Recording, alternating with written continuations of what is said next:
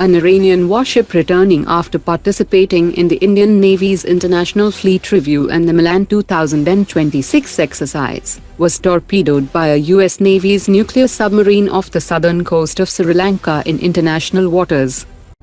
The former chief of the Indian Navy, Admiral Arun Prakash, has said, "Technically, we have no responsibility, but you were speaking of ethics. I mean, this ship was a guest of the Indian Navy. We hosted it for the International Fleet Review in Visakhapatnam just a few days ago, where the President of India was present there, and she sailed for home. And within days of her departing from Visakhapatnam, where she was our guest, it's been torpedoed and sunk by the US Navy. So it's an issue of great concern. Well, there's really nothing required of us, but we should convey our deep concern and displeasure also that you sunk a warship. I mean, you brought maritime warfare to our doorstep." India is working with private startups to develop Bodyguard satellites to escort and protect key Indian satellite from orbital threats, and a test satellite is expected to launch in the first half of this year.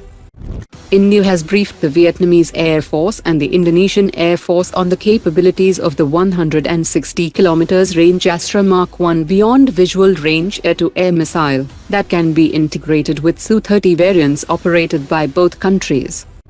Embraer has pitched its C-390 Millennium to India not just as a tactical airlifter, but as a modular multi-mission platform capable of evolving into a high-end aerial mothership that would allow the aircraft's palletized cargo system and rear ramp to deploy swarms of autonomous drones using modules similar to the American Rapid Dragon model that could carry out intelligence, surveillance and reconnaissance missions, electronic warfare operations or precision strikes.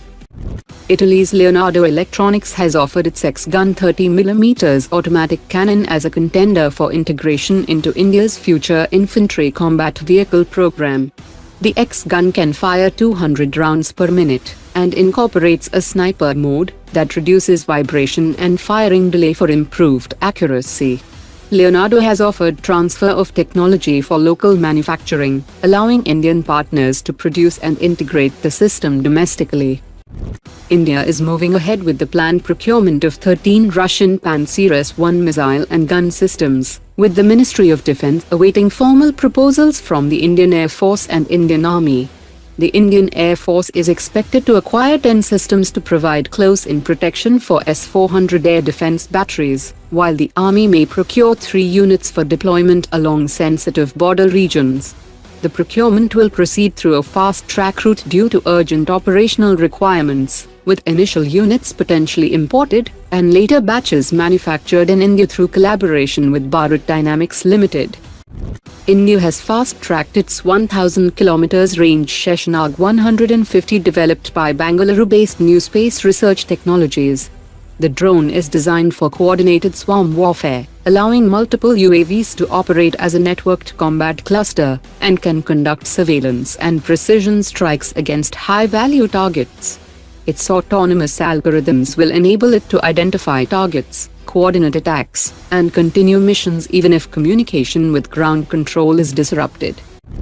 The DRDO is planning to upgrade the Ashwin Advanced Air Defense Interceptor to counter low-flying cruise missiles that was originally designed for ballistic missile interception.